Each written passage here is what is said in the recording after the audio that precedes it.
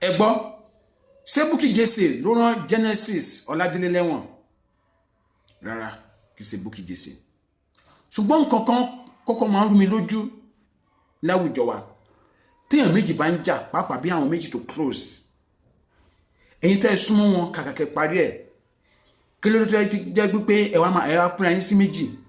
àwọn kan máa support A wọ́n máa sọ̀rọ̀ tako B àwọn kan máa support B wọ́n máa sọ̀rọ̀ tako A torí àwọn kan náà ló jáde Genesis ò fi ẹnu ara ẹ̀ sọ wípé Bukky Jesse ló rán lọ sẹ́wọ̀n àwọn kan ló jáde àwọn bloggers kan ló jáde tí wọ́n ní Bukky Jesse ló rán Genesis lẹ́wọ̀n dó mo sì fẹ́ pe àǹtí Bukky mo fẹ́ béèrè àwọn kankan lọ́wọ́ wọn lórí ọ̀rọ̀ yẹn torí àwọn kankan sì rú mi lójú ṣùgbọ́n níwọ̀n bá àlàyé tí wọ́n ṣe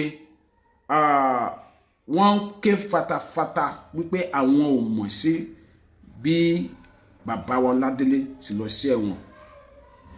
and ọ̀rọ̀ pé bàbá lọ ẹ̀wọ̀n yẹn gan ṣe rí Ọlọ́run mú wọn lọ sí ibẹ̀ nítorí àwọn tó wà ń bẹ́ẹ̀ gan ni bọ̀wọ́ kàn jẹ́ pé ńgbà mi tọ́lọ́run bá ń sin nǹkan ẹ̀ kì í yé àwọn èèyàn Ọlọ́run mú bàbá yẹn lọ síbẹ̀ tó mú lọ síbẹ̀ torí àwọn tó wà ń bẹ́ẹ̀ ni torí tẹ́ bá gbàgbé mo dín àwọn èèyàn tó padà jáde tí wọ́n ṣe give testimony pé ní ìwàásù tó wà fún àwọn nínú ibẹ̀ ló yí àwọn lọ́kàn padà táwọn fi padà born again ó sì mọ̀ pé tí ò bá lọ kò lè ráyè ìwàásù fẹ́ nìyẹn so ẹ má rò pé ó jẹ́ nǹkan bàbàrà pé wọ́n lọ ṣùgbọ́n nǹkan tó yẹ yìí ni pé gbogbo ìrìnàjò ẹ̀dá láyé ó yí Ọlọ́run ọba àmọ́ nǹkan tí mo fẹ́ clear ni wípé bí ẹ wá ṣe ń jẹ́ kí ìjà àárín àǹtí Bukky àti bàbá yẹn máa nípọn sí kò dáa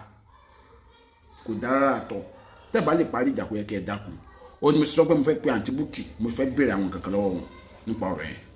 kọ́lọ̀ ń dẹ̀ fún mi ṣe. now àǹtí Bukky sọ wípé òun mọ̀ sí bí Genesis lọ síbi tó lọ lóòótọ́ làwọn ń jà lóòótọ́ lòun sọ àwọn ọ̀rọ̀ kan gbà kan pé káwọn èèyàn ṣọ́ra fún bí ọ̀rọ̀ àlùyàn jìbìtì bí a gbowó lọ́wọ́ àwọn kò gbowó lọ́wọ́ àwọn wọ́n sọ báwọn ṣe jẹ́ pé àwọn ra microphone fúngbà kan wọ́n sọ báwọn ṣe join ní church ẹ̀ wọ́n sọ bó ṣe máa ń sọ pé àwọn ọmọ bàbá mi bó ṣe máa ń sọ pé òun mọ dádì àwọn wọ́n sọ gbogbo ẹ̀ wọ́n sọ báwọn ṣe close wọ́n dẹ̀ wá padà ṣàlàyé pé àwọn ò mọ̀ pé ọ̀rọ̀ nǹkan tó ṣẹlẹ̀ sí Genesis ó ti ṣẹlẹ̀ sí káwọn tó mọ́ra pé ó dà pé ó ti tó bí 10 years tí wọ́n ti ń fa kéèsì yẹn sẹ́ǹgbọ́ tí wọ́n ti ń fa kéèsì woman tó gbé wọn lọ ilé ẹjọ́ yẹn káwọn tó mọ́ra nínú fífa yẹn náà ni ọ̀rọ̀ ìjà tó wà tó ṣẹlẹ̀ láàrin àwọn àti wọn ṣẹlẹ̀ lórí ọ̀rọ̀ owó pé ó gbowó lọ́wọ́ mi kò gbowó lọ́wọ́ mi ó blọ́ọ̀kì àwọn èèyàn kò blọ́ọ̀kì àwọn èèyàn ṣẹlẹ̀ tí àwọn ò dẹ̀ mọ̀ pé wọ́n ní kéèsì nílẹ̀ bàtàwọn wá jáde táwọn wá sọ̀rọ̀ wípé ó ṣe nǹkan báyìí sáwọn ó wá dàbẹ̀ ni pé gẹ́gẹ́ kò gẹ́gẹ́ ẹni tó ní kéèsì pé ẹnìkan ló gba 11 million lọ́wọ́ ó fẹ́ bá ara lẹ̀ kò bá ara lẹ̀ tẹ́yìn náà tó wá jáde pé ó gbowó lọ́wọ́ yín ọ̀dẹ̀ náà wọn mọ̀ pé kéèsì yẹn tẹ̀ wá ń ta so kì í ṣe kéèsì táwọn ni wọ́n ṣe lọ sí ibi tí wọ́n lọ pé so pé káwọn èèyàn máa drag àwọn nǹkan tó ṣẹlẹ̀ sáwọn tó ṣẹlẹ̀ sí kọ́ máa drag àwọn sí nǹkan tó kàn wọn ṣùgbọ́n àwọn nǹkan tó kàn wá dùn tó ṣe ẹ̀kọ́ kémi sì fẹ́ jáde tí mo sọ pé máa pe àǹtí Bukky ni pé lórí ọmọ tí àǹtí Bukky bí ọmọ kan ṣoṣo Ọlọ́run jogún fún wọn mo dẹ̀ gbàdúrà àǹtí Bukky Ọlọ́run á dùn inú lórí ọmọ yẹn lágbára Ọlọ́run ọba wọn ní ọmọ yẹn ṣàṣìṣe má ṣe kan tó gbé ọmọ yẹn náà lọ ẹ̀wọ̀n èmi ò mọ̀ àwọn èèyàn ló ń sọ àwọn èèyàn wá fi yọ àǹtí Bukky pé ṣe bọ́ ọmọ yẹn wù wà báyẹn ọmọ yẹn wù wà báyẹn ọmọkùnrin lọ́mọ yẹn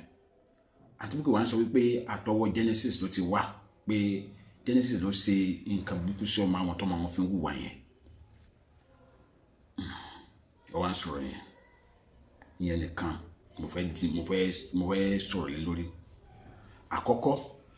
báwo la àǹtí Bukky ṣe mọ̀ wípé Genesis ló ṣe àǹtí Bukky báwo lẹ ṣe mọ̀ pé Genesis ló ṣe torí bíbélì sọ pé ká wá ìdùn gbogbo dájú ká dẹ̀ di èyí tí ń ṣe òdodo mú dó àwọn bloggers kan tó ti jáde báyìí tí wọ́n jẹ́ supporters àǹtí Bukky táwọn náà ti gbé jáde àti tọ́jú bẹ́ẹ̀ sọ pé èèyàn burúkú ni Genesis ono kò sàṣì tí ọmọ Bukky o oníjẹ́ kọ́ ọmọ Bukky máa jálé o oníjẹ́ kọ́ ọmọ Bukky máa ṣe pánlé o àwọn èèyàn tó ti gbé lọ báyìí bẹ́ẹ̀ làwọn tí Genesis náà ti dájú àìtàn sọ pé Bukky ló rán Genesis bẹ́ẹ̀ wọ́n onógbélé wọn àwọn yẹn náà dájú àìlú social media wọ́n èmi ò ní ṣe bẹ́ẹ̀ ń tẹ́ èmi ò kì í ṣe bẹ́ẹ̀ wọ́n ti mákàndé ń pariwo pé lóòótọ́ ni Genesis onóṣà sí ọmọ àǹtí Bukky kí ni ẹ̀rí kí ẹ̀ tó lè sọ bẹ́ẹ̀ wà á ní ẹ̀rí lọ́wọ́ mi sọ pé ẹ̀rí físíkà ẹ̀rí o at least bí ẹ̀yin náà ní ìrìn àjò kan ẹ̀gbọ́wọ́ wọn ń bẹ̀ dẹ̀ tó lè sọ bẹ́ẹ̀ so ṣé lóòótọ́ tó lè rí bẹ́ẹ̀ sá pé àwọn ló sà sí torí àti Bukky tẹ̀ sọ́ dé gbọ́dọ̀ pé ọ̀pọ̀lọpọ̀ wọn oògùn ni wọ́n ń lò gbájúẹ̀ ni wọ́n kàn fọ orúkọ Ọlọ́run bojú ni o lè sà sí mi nǹkan tó lè ṣe mọ́ náà ló ti ṣe yẹn ó náà lè tọ́ ọmọ tó ṣe yẹn oògùn olè ràn mí mọ́ wọ́n sàn sọ ṣùgbọ́n ọ̀rọ̀ yẹn ń sìn báyìí ó ṣòro sọ ẹ̀yin bloggers tẹ́ ń jáde tẹ́ ń gbé kiri pé Genesis aládélésẹ́ ló sàsí ọmọ Bukky Jesse tó fi ń wà tó ń wù yẹn tó fi jalè àbí kankan kò yẹ kẹ́ máa ṣe bẹ́ẹ̀ èèyàn máa ń ẹ̀mí rò pé gbogbo wa ó yẹ ká tẹ̀ máa gbìyànjú kí nǹkan parí ná ó yẹ ká kàn tẹ̀ gbìyànjú kí nǹkan parí kì í ṣe pé ká máa rúná sí i so then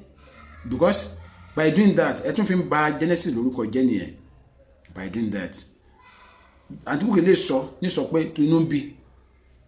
oyin but ẹ̀yin náà kò yẹ kẹ́ tó rúná sí i then lọ́dọ̀ ọ̀rọ̀ bàbá wa Ọládélé Genesis bàbá àmì oróyìn ò ní gbẹ sẹ́rí nǹkan tí mi máa sọ ni pé ẹ má bínú tán ẹ má ṣe bí wòlíì Èlíjà ẹ má dẹ̀ ṣe bí wòlíì Èlísà so nígbà míì ìránṣẹ́ Ọlọ́run ó lè má so oògùn kọ́lọ́run tó gbèjẹ́ o àwọn ìránṣẹ́ Ọlọ́run mi àjọ pé tán bá bínú látàgùn bọ́ lára wọn lórí nǹkan kan agún kan bọ́ lára wọn lásán wọn àti sọ̀rọ̀ jáde gan wọ́n máa ń ní negative impact lára ẹni tí wọ́n bá ń bínú yẹn sí ó ṣẹlẹ̀ sí mi rí dáadáa